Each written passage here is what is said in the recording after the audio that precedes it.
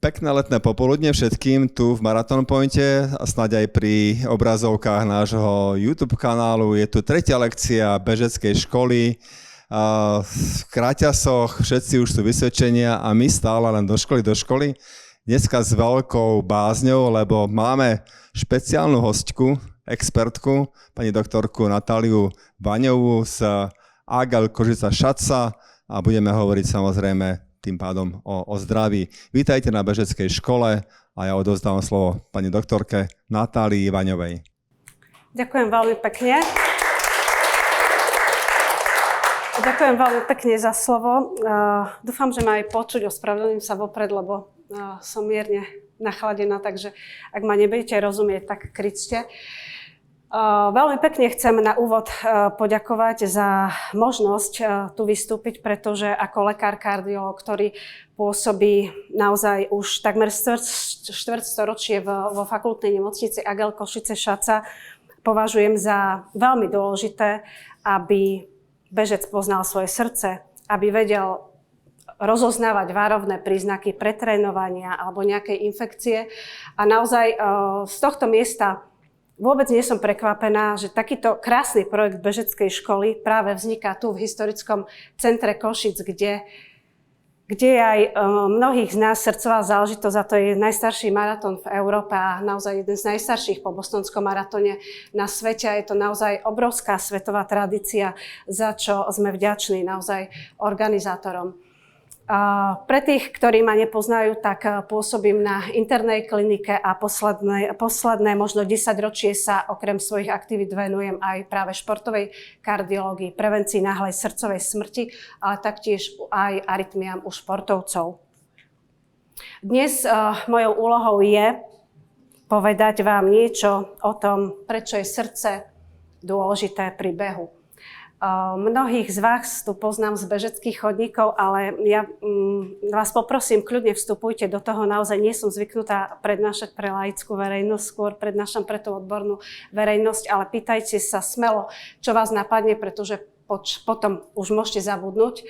Ja sa len chcem opýtať, všetci idete bežať maratón, polmaratón, alebo sú tu aj nejakí hobby bežci, ktorí sa pripravujú na kratšie trate, aby som aspoň vedela, aké máme publikum. Ešte na tú kratšiu trať určite. Kratšiu znamená štvrťmaratón? Štafetu? Pol? Je štafeta. Dobre, a sú tu bežci, ktorí si idú zabehnúť prvýkrát nejaký pretek? Nie pretek, ako prvýkrát maratón. Prvýkrát maratón. Dobre, ďakujem veľmi pekne. Tak prešli by sme k tomu, prečo behať. Myslím si, že všetci vieme, že naozaj vytrvalostný beh a tie vytrvalostné športy, cyklistika a beh patria medzi najzdravšie formy pohybu človeka. To, že práve samotný beh prináša mnohé medicínske benefity pre človeka, to nám je jasné a naozaj my dnes budeme hovoriť práve o tomto a to sú benefity pre srdcovo-cievny aparát. Je ale dôležité hneď v úvode povedať, že pri intenzívnom tréningu treba poznať aj svoje telo, svoj zdravotný stav a následne tréning k tomu prispôsobiť.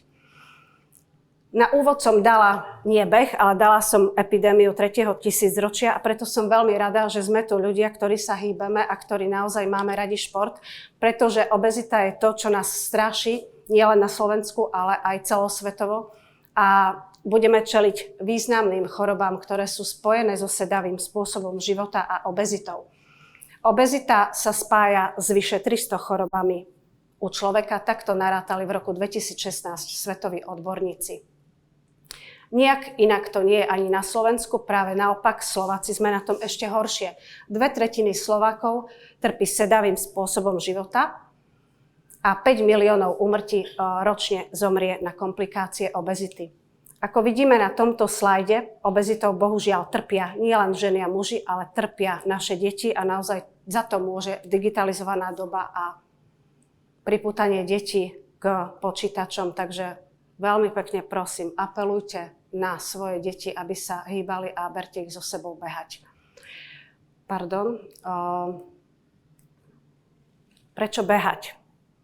My všetci veľmi dobre vieme, že beh má naozaj významný pozitívny účinok na celé telo. Okrem zníženia stresu a úzkosti, keď vieme, že si ideme zabehať, že máme zlý deň, potom nám je lepšie v dôsledku zvýšenia endorfínov. Sú tu mnohé ďalšie benefity ako zníženie cholesterolu. Samozrejme, lepšia kontrola telesnej hmotnosti, zníženie krvného tlaku. Toto tu je veľmi dôležité. Pravidelný vytrvalostný tréning znižuje riziko srdcovo-cievnych ochorení až o 30%, čo je extrémne a žiadna medikácia toto v podstate nedosahuje. Čiže naozaj snažme sa hýbať pravidelne a tento efekt je už pri 150 minútach aerobnej aktivity týždenne. Tento obrázok je pre nás lekárov známy. Okrem muskuloskeletálnych pozitívnych účinkov beh prináša aj výrazný benefit na zníženie u mužov karcinómu prostaty, u žien karcinómu prsníka a taktiež aj znižuje významne vznik adenokarcinómu hrubého čreva. O kardiovaskulárnych účinkoch budem hovoriť. Potom sú tu zníženie depresie, úzkosti, znížený rozvoj demencie, zvyšujeme si kognitívne funkcie, zvyšujeme si citlivosť, vnímanie prostredia, znižujeme riziko cievnej mozgovej príhody a sú tu aj mnohé ďalšie endokrinné účinky. Spomeniem, že naša nemocnica je naozaj jediným pracoviskom na Slovensku, ktoré od roku 2016 získalo prestížny titul FIFA Medical Center of Excellence a máme komplexné akreditované pracovisko a úzko spolupracujeme nielen s profesionálnymi športovcami, ale aj rekreačnými. Aj my lekári máme svoju Bibliu a tu som vám chcela týmto slajdom len ukázať, že naozaj celý svet sa zaoberá športovou kardiológiou, prevenciou náhlej srdcovej smrti a vidíme, že vôbec prvýkrát sa svetové kardiologické a iné spoločnosti začali zaoberať v roku 1998 screeningom pre nejaké závažné srdcovo-cievne choroby práve u bežcov. A pomerne rýchlo sa tieto naše guideliny, o ktoré sa opierame pri preventívnych prehliadkách, menia. Takže je to naozaj náš neustály chlebiček a učenie. Sme na tom dobre, pretože na Slovensku od roku 2016 máme aj zákon o športe. Je to veľmi diskutovaná kapitola, veľmi veľký rozsiahly zákon, vyše 60 strán. A naozaj športové kluby, organizované kluby dodržiavajú tie povinné preventívne prehliadky na tom akreditovanom pracovisku jedenkrát ročne. Minule som na Medzinárodnom kongrese športovej medicíny, ktorý bol tu v Košiciach, sme dostali otázku, či maratónsky klub v Košiciach neplánuje vyšetrenie pred štartom. No nie je to možné, pretože naozaj vieme, že ten beh je jeden z najväčších športov na svete po futbale a naozaj všetci maratónci vedia, že je to v ich záujme poznať svoje zdravie a nie je to ani v našej snahe, v našej vôbec schopnosti vyšetriť také kvantum bežcov. Čiže chcem vás poprosiť, ak idete na prvý maratón, ak idete na polmaratón, máte nejaké ťažkosti, nepodceňte to športovú prehliadku, ale v dostatočnom predstihu, nie týždeň pred maratónom. Naozaj je to veľmi dôležité. Čo nám hovorí srdcová frekvencia? Dnes budeme veľa hovoriť o tepe a ja verím, že mnohí z vás nebehajú len tak. Ruku hore, kto nemá športové hodinky a neriadi sa tepom. Nech mám predstavu. Máme tu nejaké rezervy. Takže si o tom povieme, prečo sledovať tú srdcovú frekvenciu a čo nám vlastne hovorí srdcová frekvencia. Srdcová frekvencia, mohla by som to nejak parafrázovať, nohy sú nejaká rýchlosť, ale ten motor pri behu je to srdce. A srdce je veľmi dôležité, pretože srdcová frekvencia nám odráža pri behu záťaž, akú vynaloží srdce pri danom tempe. Srdce spôsobuje to, že odvádza kyslík do svalov a keď srdce veľmi zaťažujeme, zvyšuje sa srdcová frekvencia a naozaj nezvládajú tie svaly byť dostatočne okysličované. Čiže ak chceme intenzívne, ale efektívne trénovať, musíme si nastaviť bežecké tréningy tak, aby sme stihli zregenerovať, aby sme behávali efektívne, o čom budeme hovoriť, a aby sme naozaj sledovali srdcovú frekvenciu. V úvode o srdcovej frekvencii chcem povedať, že je to síce najjednoduchší biologický senzor, ale netreba panikáriť, ak je jednorázovo zvýšený, treba si ho sledovať. Tu je množstvo faktorov, ktoré ovplyvňujú našu srdcovú frekvenciu. Srdcová frekvencia je odrazom autonómneho nervového systému. Či už je to parasympatikus alebo sympatikus. Ani jeden nevieme vôľou ovládať, preto je to taký biologický senzor. Ak je zvýšená, vieme, že sa v tele niečo deje a preto je veľmi dôležité vedieť, akú pokojovú srdcovú frekvenciu má bežec. Tu sú nejaké základné, čo robí zvýšenie srdcovej frekvencie, takže naozaj zlý spánok, 4 kávy, energetický nápoj, vystresovanie v práci, nejaká infekcia, to všetko môže spôsobiť jednorázové alebo krátkodobé zvýšenie srdcovej frekvencie. To má nám ukázať len to, že naozaj máme prispôsobiť tréning, nemusíme robiť paniku, ak nie je dlhodobo zvýšená, to znamená týždne a viac. A prečo to sledovať? Tak to sme hovorili, že vieme nastaviť si regeneráciu, vieme si urobiť prevenciu pretrénovania, vieme si individuálne podľa tejto srdcovej frekvencie nastaviť tréningy a odráža aktuálnu záťaž organizmu. Čo je to kľudová srdcová frekvencia? Ja verím, že mnohí z vás, čo ste tu a pripravujete sa na tréningy, používate športové hodinky. Mnohí z vás s nimi aj spia, čo je úplne ideálne. A verím, že poznáte svoje normálne hodnoty. To znamená, kľudová srdcová frekvencia sa ideálne meria ráno. Nevstanem z postele, otvorím oči, pozriem sa na hodinky, zapíšem si tú srdcovú frekvenciu a potom idem robiť rannú hygienu. Vytrvalci, veľmi dobrí maratónski bežci to robia, zapisujú si a potom nás kontaktujú a vedia. Kľudová frekvencia 4 rána po sebe je o 10 úderov viac. Hrozí riziko pretrénovania, hrozí riziko hociakého iného športového úrazu a toto je signál tela, že musíme si dať, či chceme, či nie, kvalitnejší spánok a jeden regeneračný beh, 2 regeneračné behy, radšej jeden deň vynechať tréning a aby sa tá kľudová frekvencia vrátila do normálu. Maximálna srdcová frekvencia ideálne je si ju zmerať u športového lekára počas záťažového testu. Je to možné v mnohých nemocniciach, taktiež aj u nás. Vzorce, ktoré tu vidíte, môžu mať chybu aj 10-15 úderov. Včera som v ambulancii dostala otázku, či dokáže človek behať dlhodobo 20-30 minút nad svoju maximálnu srdcovú frekvenciu. Nie, nedokáže.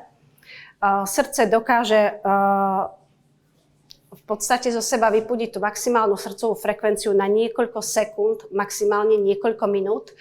Takže ak vám hodinky ukazujú, že beháte pri 190 tepoch nejaký tempový beh, máte pravdepodobne zle vyrátanú maximálnu srdcovú frekvenciu, takže treba ísť potom za športovým lekárom si to nastaviť naozaj dobre. A podľa toho potom vám vlastne lekár alebo hodinky nastavia tréningové zóny. Táto tu zóna je naozaj pre maratónskych bežcov, polmaratóncov absolútny základ. K tomu sa dostaneme. Tu si vytvárame aerobný základ, také možno nejaké základy domu, na ktorých stávame ďalšie veci a v tejto zóne je veľmi, veľmi dôležité behať. Ako srdce reaguje na záťaž?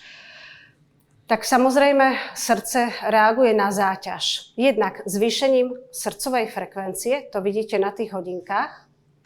Jednak zvýšením tepového objemu, ktorý ale začína stagnovať niekde tu. A zvýšením minútového srdcového výdaja.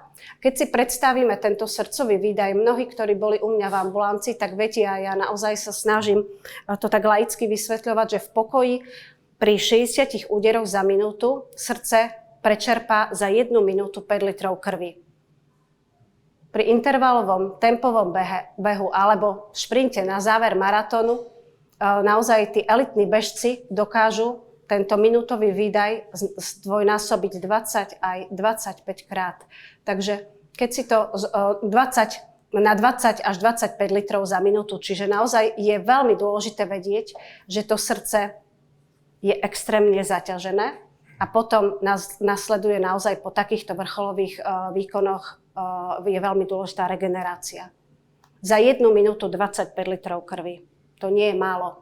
V srdci máme chlopne, srdce reaguje na záťaž, rozširuje sa, zhrubne. Takže naozaj je veľmi dôležité, aby sme trénovali so zdravým srdcom. Tento tu dlhý pomalý beh v zóne 1-2, tam sme videli nejakých 60-70% z maximálnej srdcovej frekvencie. Ozaj je veľmi dôležité behať pomaly.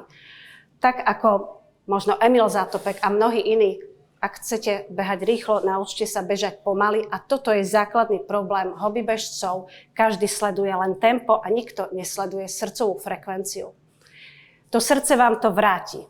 Počas dlhého, ekonomického, efektívneho tréningu budete efektívnejšie behať a nakoniec aj rýchlejšie.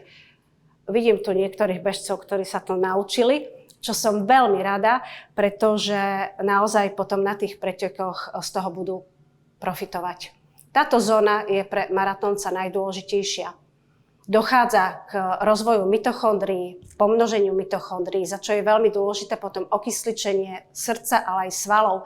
Lepšie sa spaľujú tuky, takže keď ženy chcú redukovať hmotnosť a spaľovať tuky, bežať okolo 130 tepov. Samozrejme, závisí to od veku, ale nebežať viac. Bežať dlhodobo, pomaly, krásne a sa spaľujú tuky. Robíme si vyššiu vytrvalosť, to je samozrejme, a nižšie riziko pretrénovania. Táto zóna, ale to isto tu už bolo spomínané, má tvoriť minimálne 2/3 tréningového plánu. Potom je tu tempový beh, ktorý mnohí z vás majú radi. Je to už naozaj, motor už nebeží na voľnobeh, už sa musíme snažiť, už nedokážeme pri tomto tempe veľmi dlho rozprávať. Zvyšujeme minútový srdcový výdaj, zvyšujeme srdcovú frekvenciu, ale samozrejme tento beh nám posúva laktátový prach, čiže zvyšuje našu výkonnosť, z čoho takisto potom profitujeme a sme schopní bežať rýchlejšie pri rovnakom pulze, ak správne trénujeme a zase podotknem, ak nasleduje regeneračný beh. Intervalové tréningy, ja nebudem hovoriť rozdiel medzi tempovým a intervalovým tréningom, isto to tu už odznelo. Intervalové tréningy sú takisto veľmi dôležité, ak sa chceme zlepšovať, ak nebežíme vyslovene len pre zdravie, ale na niečo trénujeme. Z dlhodobého efektu dochádza k zvýšeniu VO2 max, čo je naozaj odraz našej výkonnosti a lepšie tolerujeme vysokú záťaž. Treba ale povedať, výrazne stúpa krvný tlak a srdcový výdaj. Krátkodobo intervalový tréning nemôže žiadnemu zdravému bežcovi poškodiť. Je veľmi žiaduci. Máme tu zaujímavý beh do kopca, ktorý mnohí z nás neznášajú, ale takisto je veľmi dobrý, pretože meníme ekonomiku behu, meníme do šľap, čiže ja odporúčam určite zaradiť nielen z hľadiska srdca, ale aj z hľadiska prevencie nejakých športových úrazov minimálne raz do týždňa alebo raz za 2 týždne nejaký beh do kopca, máme iný nášľap, nezaťažujeme achilovku, meníme povrch, meníme tenisky, čiže odporúčam beh do kopca. Výrazne stúpa krvný tlak, puls rastie rýchlejšie na rovine a potom z toho zase môžeme profitovať pri maratóne alebo polmaratóne, ktorý sa väčšinou beží po rovine. Myslím si, že nikto z nás sa nevenuje šprintu, ani to nie je našim cieľom. Chcela som to tu len ukázať z jedného jediného dôvodu. Dosahujeme vysokú maximálnu rýchlosť, ale ak si skúsite šprintovať, meriate si tepovú frekvenciu na hodinkách. Šprinty sú naozaj veľmi krátke, či už je to 60 metrov, 100 alebo 150 metrov. Telo nedokáže na maximum bežať rýchlejšie a nečudujte sa, že tá frekvencia vám na hodinkách nevystúpi. Hodinky a senzor nestihne zaznamenať vašu maximálnu srdcovú frekvenciu ani v podstate hrudný pás. Je to naozaj beh na niekoľko sekúnd. Čo sa deje pri pravidelnom tréningu? Isto ste mnohí z vás počuli, že vzniká tzv. Športové srdce. Rovno poviem, že je to fyziologická adaptácia organizmu na záťaž. Nepredstavuje žiadne riziko vyšších arytmií, náhlej srdcovej smrti a nič iné. Len naozaj úlohou nás, lekárov, je odlíšiť toto športové srdce od nejakej patológie a chorobných stavov, s ktorými sa možno narodíme. Nie je to častokrát vôbec jednoduché a naozaj možno ten športovec, ktorý príde, je taký vytrvalec, že má také zmeny na srdci, že ten kardiológ chvíľu váha a možno vás pošle na nejaké doplňujúce vyšetrenie, ako je magnetická rezonancia srdca, ktorá naozaj spoľahlivo odlíši športové srdce, čo je zdravé srdce, od nejakej patológie. Vieme, že bežci majú nízku pokojovú frekvenciu. Možno by som zdôraznila, mnohí sa pýtate, mám 38 úderov po zobudení. Je to norma? Čo si myslíte? Nemáme žiadne ťažkosti, zobudíme sa ráno, máme 38 pulzov. Išli by ste za lekárom? Nie, nešli. Dobre. Nad 30 pulzov v kľude, bez symptómov, netreba navštíviť lekára. Ak mám závraty, v minulosti som odpadol, mám 35 pulzov, to je úplne niečo iné. Čiže naozaj vytrvalci majú nízku pokojovú frekvenciu. Aktivuje sa tam parasympatikový nervový systém, čo spôsobuje aktiváciu nervus vagus a preto máme nízku pokojovú frekvenciu. Čiže na základe svojej pokojovej srdcovej frekvencie poznáte aj svoj výkon, aj svoju výkonnosť v podstate. Verím, že všetci ovládame, čo je to heart rate variability. Mnohé športestre to merajú a z HRV sa vieme odpichnúť, či sme pretrénovaní, či trénujeme správne a takisto bežeckí tréneri potom vedia nastaviť aj tréning. Je to variabilita srdca a intervalov medzi údermi srdca. Vyššia HRV znamená, hodinky to píšu, je to dobrá regenerácia, veľmi dobre trénujeme a môžeme pokračovať v tréningu ďalej. Ale potom sú tam varovné signály ako nižšia HRV a vyššia pokojová srdcová frekvencia, ktorá nám odzrkadľuje to, že môžeme byť chorí, môžeme byť pretrénovaní alebo môžeme mať veľa kofeínu v sebe. Čiže naozaj toto by sme mali ako maratónski alebo polmaratónski bežci ovládať. Čiže ak máme srdcovú frekvenciu pokojovú v poklese a stále klesá, zlepšujeme svoju kondíciu, môžeme pokračovať v tréningu ďalej. Ak nám tá ranná srdcová frekvencia stupne, pozor, zvážme si, zanalizujme si, čo sme robili minulý tréning, či máme dostatočnú regeneráciu, či neprechádza okolo nás nejaká infekcia, či nepijeme veľa kávy, alebo či máme kvalitný spánok. A taktiež HRV, potom sa na to pozrite, čo vám ukazujú hodinky. Vyššia HRV lepšie, nižšia HRV pozor.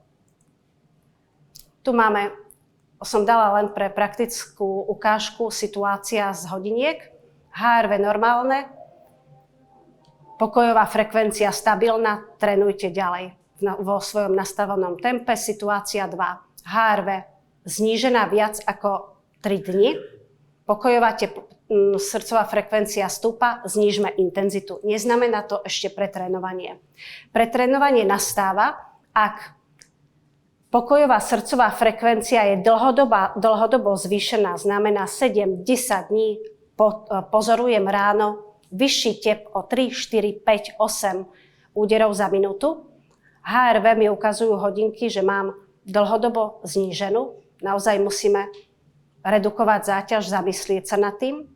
A potom tu máme taktiež aj akumulovanú únavu. Keď máme len jednorázovo tieto parametre odlišné, tak si máme dať ľahký tréning, nemáme ísť na intervaly alebo tempový beh, pretože naozaj hrozí zranenie. K tomuto asi, keď budú otázky, poviem, myslím si, že všetci to vieme, hodinky to merajú mnohé dosť presne. Ideálne ísť ku lekárovi športovému, ktorý vám nastaví zóny a taktiež aj VO2 max budete vedieť presne. Naši aj slovenskí elitní bežci, ktorí boli u nás, majú VO2 max, nie je to tajomstvo, okolo 74. V týchto letných horúcich dňoch čaká nás aj ženský beh v sobotu. Je veľmi dôležitá hydratácia. Nebudem o nej hovoriť, pretože to by bola zvláštna prednáška. Poviem len, že pri behoch viac ako 90 minút doplňať aj elektrolyty, nie len vodu. A toto tu sa týka srdca. Vieme, že maratónsky bežec dokáže vypotiť aj 4 litre potu. S potom sa stráca nielen voda, ale aj dôležité minerály a naozaj napríklad taký nízky draslík môže spôsobiť riziko arytmie. Dokonca tie časté náhle smrti na 36. kilometri nie sú vôbec náhodné. Dochádza k hypokalémii a k maligným arytmiám a náhlej smrti potom. Čiže naozaj organizátori bežeckých pretekov tie občerstvovačky nerozostavujú tak, ako sa im v noci sníva, ale má to nejaký zmysel, či už je to 5 km, 7, je to prispôsobené trati maratónu, trati bežeckých pretekov alebo ročnému obdobiu a také jedno nepísané alebo písané pravidlo, nevynechajte ani jednu občerstvovačku. Zaberie vám to 2 sekundy z celkového času, ale naozaj môžete dobehnúť v zdraví a s úsmevom. Výživa pre srdce a výkon, to je taktiež veľmi dôležitá kapitola, ktorej sa ja dotknem len týmto slajdom. Nepiť alkohol, obmedziť ultraspracované potraviny, nejesť nadbytok cukru a vy veľmi dobre viete, že toto tu je odporúčané pred maratónom. Vyhnúť sa potom mliečnym výrobkom, aby sme nemali problémy počas behu a jesť veľa orechov. Bežci vedia, že orechy sú dobré, nenasýtené mastné kyseliny, dobrý cholesterol a taktiež ovocie, zelenina a ryby. Tretím kľúčovým bodom pre srdce je správna regenerácia.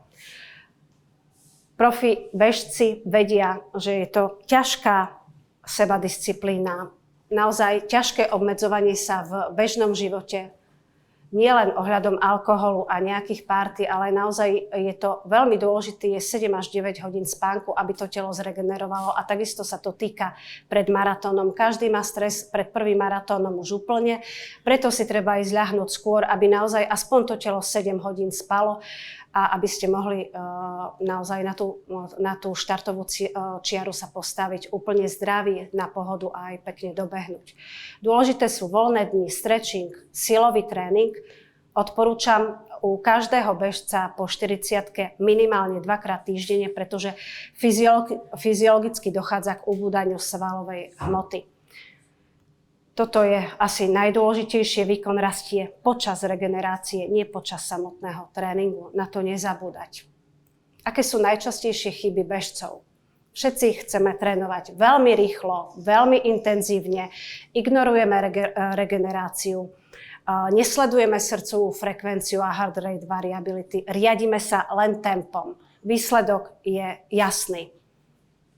Možno to mnohí poznáte, keď ste začali behať 2 roky, ste bežali tempo 5:30, každý jeden beh bol tempo 5:30 a potom sme si vlastne na pretekoch uvedomili, že stále ten maratón alebo polmaratón dobehneme 1:55, 1:54 a nikde sa neposúvame, hoci beháme 5 dní v týždni. Toto tu je dôsledok. Väčšina hobby bežcov trénuje príliš rýchlo. Ľahké behy bežíme nad 130 úderov za minútu. Bežíme ich často 140, 150, pritom pocitovo to môže byť pre nás ľahký beh, ale to je ako keby ste používali auto len 1 stupeň. Stále ideme trojkou, ničíme motor, nezrýchľujeme, nevieme spomaliť a stále ideme tou trojkou. Čiže naozaj tie zóny možno srdcovej frekvencie sú ako keby nejaká autová prevodovka a treba využiť všetky stupne.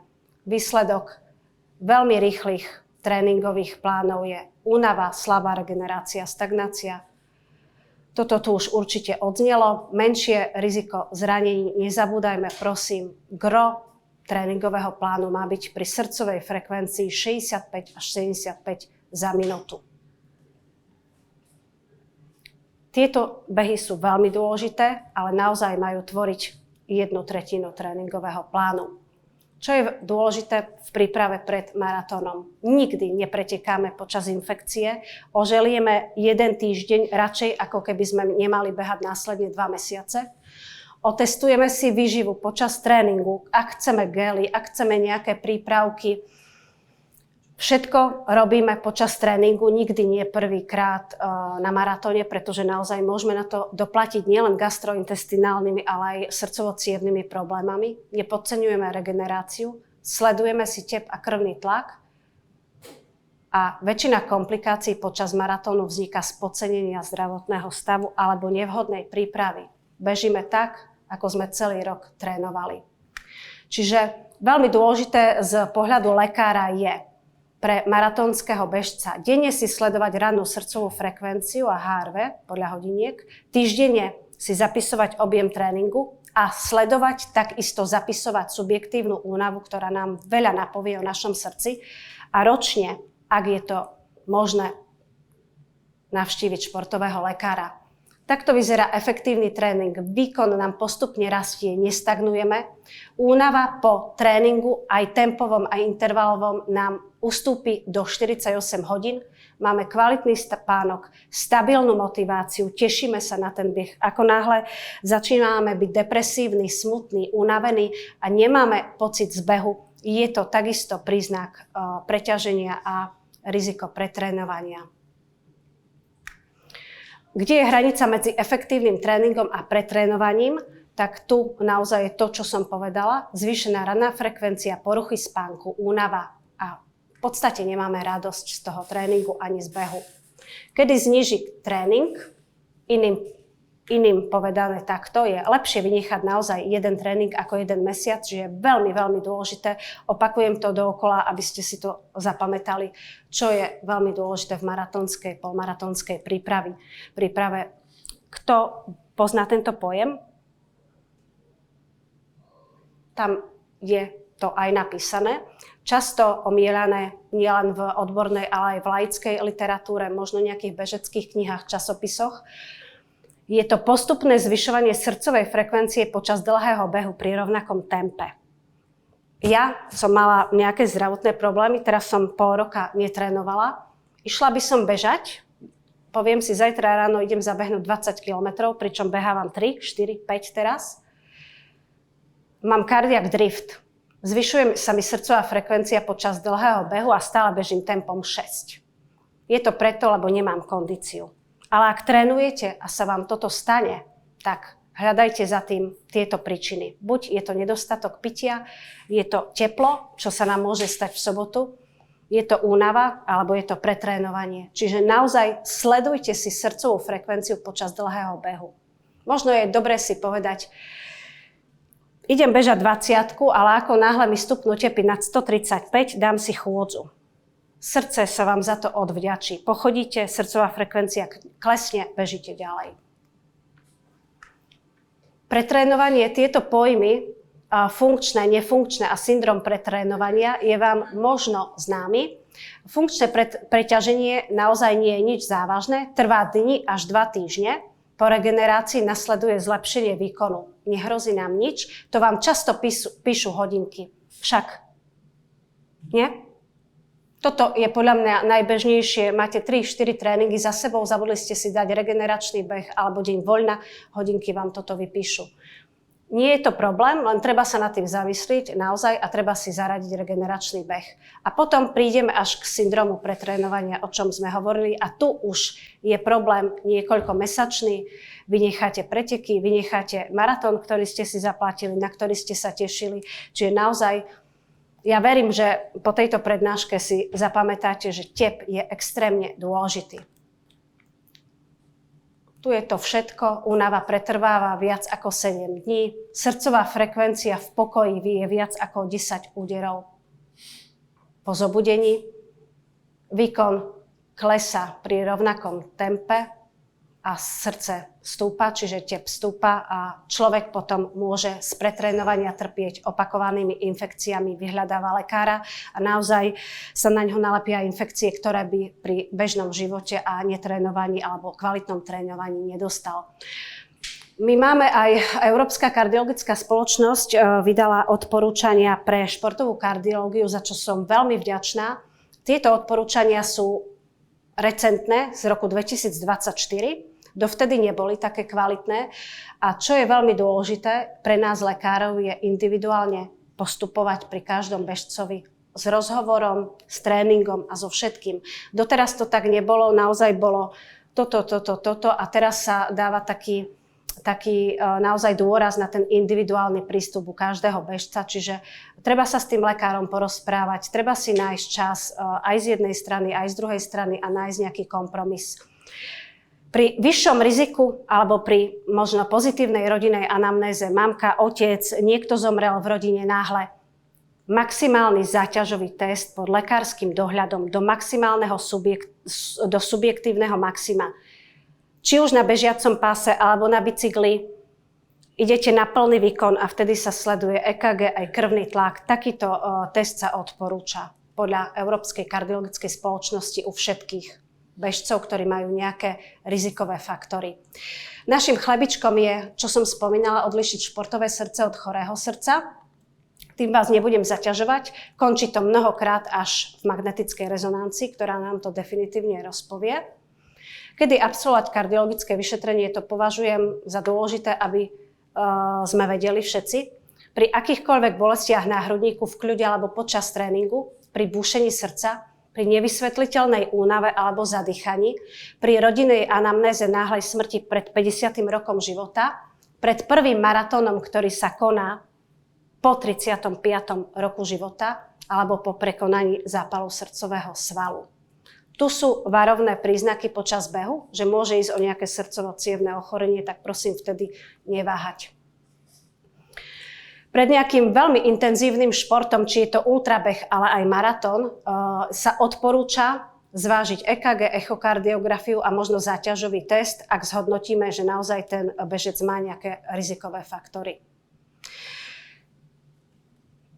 Tým by som začala. Vek vôbec nie je prekážkou maratónskeho behu a my naozaj vieme, ktorí sa venujeme tej športovej kardiológii, že veľa kolektívnych športov má priemer športovcov pod 30 rokov. Ale tá maratónska skupina je práve, nechcem to tak povedať, že sú to seniori, ale naozaj v tom športe sú to už starší športovci a vek vôbec nie je prekážkou, ale najväčším rizikom je ignorovanie varovných signálov a nepoznanie svojho zdravotného stavu.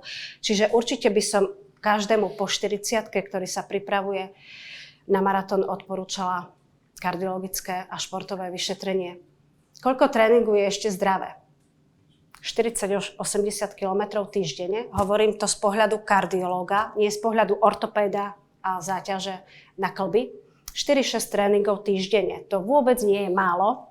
Keď sú tu nejakí tréneri, tak mi dajú za pravdu, že ten vlastne tréningový plán aj takto nejako vyzerá. Samozrejme, tuto môže byť až do 100 kilometrov, keď sa posúvame už bližšie ku maratónu. Ale pre zdravie je ideálne bežať 150 alebo 300 minút týždenne strednej intenzity. Vôbec to nie je tak málo. Stredná intenzita sa rovná niekde na úrovni 130, 140, 125, 140 pulzov. Nebudem hovoriť presne, pretože sme tu naozaj rôzne vekové kategórie. Alebo 75 až 150 minút vysokej intenzity. Všetko pod 175 minút týždenne sa Svetová zdravotnícka organizácia považuje za sedavý spôsob života. To by som sa vrátila k tomu úplne úvodnému slajdu. 2/3 Slovákov sa hýbe menej ako 75 minút. Čiže ak si idete zabehať jeden stredne dlhý beh týždenne, žijete sedavým spôsobom života. To ešte nestačí na to, aby ste mali redukciu srdcovo-cievnych ochorení a to ešte nestačí na prípravu ani na polmaratón. 10 najčastejších chýb maratóncov: príliš rýchle voľné behy, ignorovanie srdcovej frekvencie HRV, nedostatok spánku, dehydratácia, príliš tlačíme na pílu, príliš chceme rýchlo behať, málo regenerujeme, trénujeme počas choroby a tak ďalej. A príliš časté preteky, naozaj. Najlepší tréningový plán je taký, ktorý zlepšuje výkon, zachováva zdravie, umožňuje regeneráciu a je dlhodobo udržateľný. Mnohí bežci sa snažia zlepšiť pridaním ďalšieho a ďalšieho tréningu, ale niekedy je oveľa lepšie sa vyspať a zregenerovať. Čiže trénujme múdro, nie iba tvrdo a ťažko. Sledujme si srdcovú frekvenciu a naozaj zdravé srdce sa rovná lepší maratón s úsmevom. Záverom mi dovolte povedať jednoznačné posolstvo. Beh je jedným z najúčinnejších nástrojov prevencie srdcovo-cievnych ochorení, ale post-tréning musí byť rozumný, postupný. Musíme poznať svoje limity, počúvať svoje telo a cieľom nie je len dokončiť maratón, ale zachovať si naozaj zdravé srdce na celý život. Preto musíme rešpektovať všetky varovné signály tela. Najlepší tréning nie je ten najťažší, ale najlepší tréning je ten, z ktorého sa stihneme zotaviť. Ja vám ďakujem za pozornosť. Neboli žiadne otázky, tak dúfam, že teraz budú.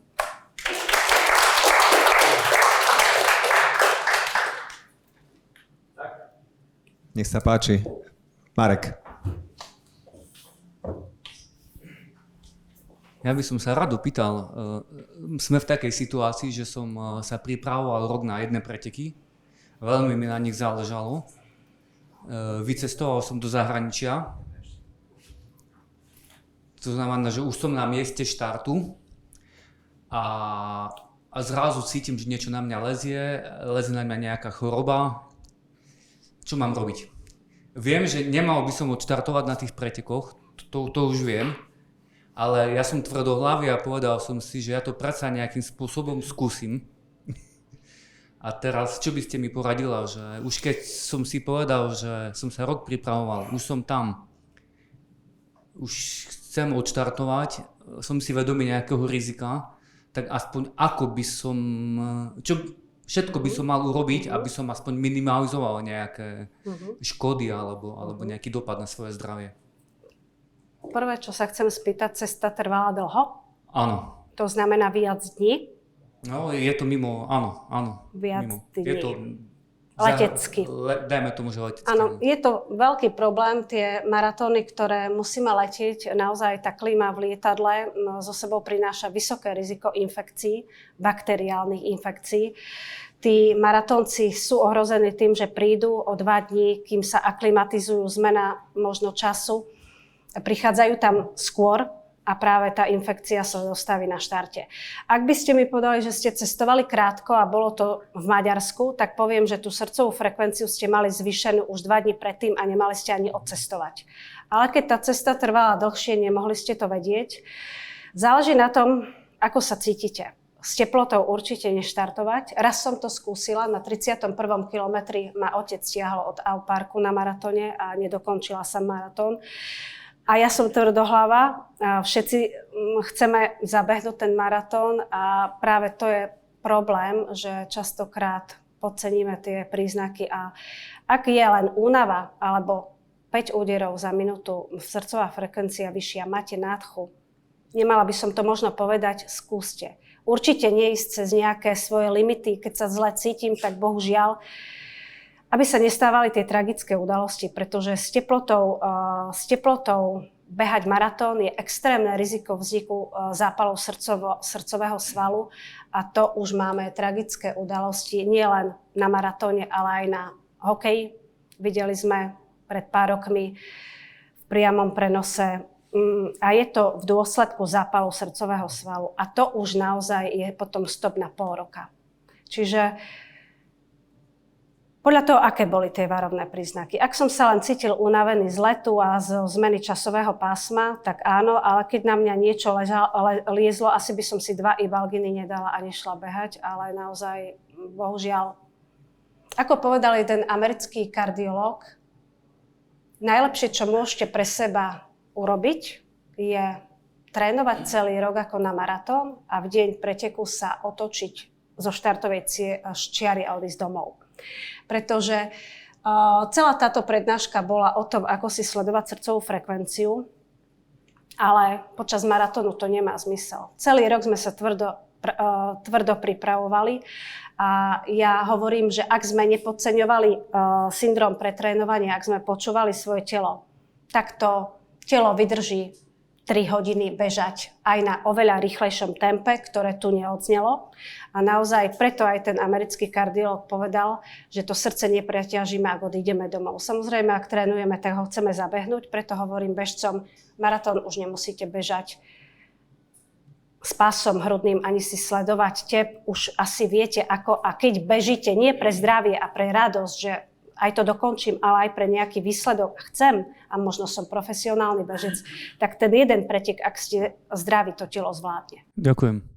Mňa by zaujímalo skôr, ktoré alebo aké minerálne látky alebo vitamíny pre športovca dlhodobo užívať, možno, že ktoré sú také najvýznamnejšie z pohľadu, alebo ktoré sú dobré na srdce, na regeneráciu toho srdca, alebo možno, že aby človek udržal nejakú tú srdcovú frekvenciu stále rovnakú, alebo ja neviem, nejaká prevencia pred zranením alebo ochorením srdca. Na to neexistuje odpoveď, pretože je veľmi dôležitá pestrá strava. Ja naozaj aj profi bežcom, aj profi hokejistom a futbalistom, ak nemajú extrémny objem svalovej hmoty, neodporúčam, možno si myslel, proteíny, BCAčka, magnézium. Určite by som možno začala magnézium a minerálnymi látkami, ak máme takéto horúce počasie a vieme, že v sobotu ideme bežať ženský beh. Už dnes je možno neskoro začať suplementovať magnézium, piť minerálne vody, ktoré v podstate najlepšie je piť čistú stolovú vodu, ale keď máme pretek v letnom období, je veľmi dôležité doplňať magnézium, nie len po behu, ale aj pred behom.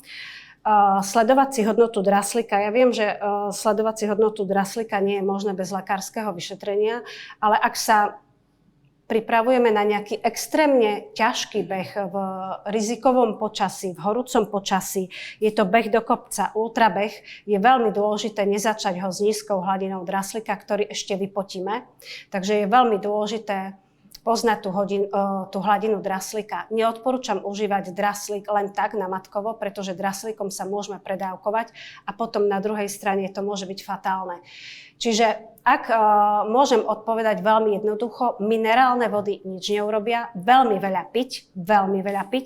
V zimnom období je pre bežca, aby fungovalo normálne srdce a obličky, 40 ml tekutiny na kilo hmotnosti. Čiže ak máme 50-kilovú chudú bežkyňu, stačí aj 2 litre vody vypiť na normálne fungovanie a ľahký tréning v zimnom období. V letnom období pridávame 0,5 až 2 litre tekutín, podľa toho naozaj, ako je nastavená tá teplota prostredia. Takže extrémne veľa tekutín, veľa tekutín piť naozaj tie 2,5 litra, to je minimum pre správne fungovanie srdca a obličiek.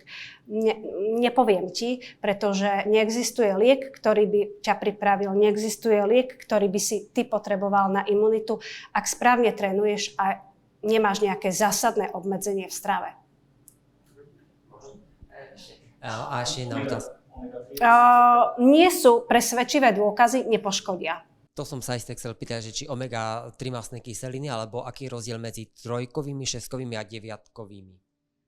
Neprebehli takéto štúdie, za ktoré by som sa ja mohla postaviť. Sú to ako prídatné možno výživové doplnky. Ak chcete, v podstate sa môžu kúpiť všetky výživové doplnky, ktoré nie sú na predpis. To znamená, že to nie je liek, nedá sa tým predávkovať, neublíži to. Naozaj mám pacientov, ktorí nemajú možno problém si to zaplatiť, tak si to dlhodobo kupujú. Určite tam nejaký benefit pre srdce je, ale nie je to to, čo by vás malo ochrániť pred rizikom arytmii, infarktom alebo zlepšením výkonu. Určite to nie je na škodu užívať. Sú to všetky, tie 3 sú veľmi dobré. Ale nie je to liek, čiže je to len výživový doplnok. Takže nejaká iba prevencia? Prevencia, veľká prevencia, ale dôležité je vedieť, že mám zdravé srdce. Potom si ho môžeš takto udržiavať, ale je veľmi dôležité vedieť, že to srdce je zdravé. Môžem ja otázočku? Je od kamarátky, ktorá dnes nestihla prísť.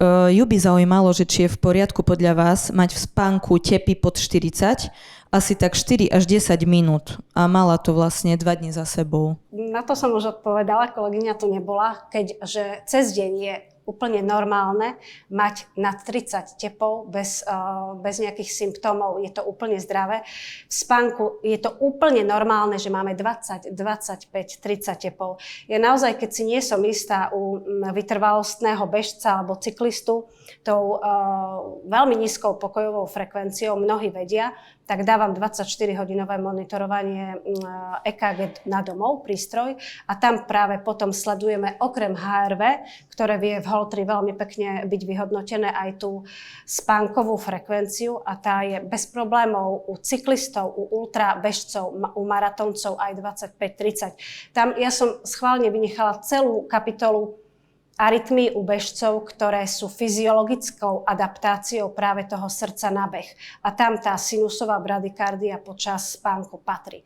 Je to úplne normálne, ak pacient nemá alebo bežec nemá ťažkosti.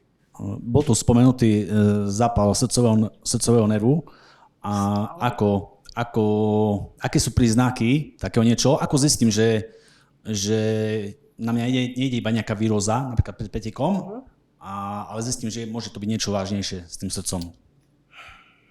Pri myokarditíde, čo je vlastne zápal srdcového svalu, musí prekonať človek nejakú infekciu, ktorú podcení a pri ktorej naďalej trénuje. Inak tá myokarditida nevznikne.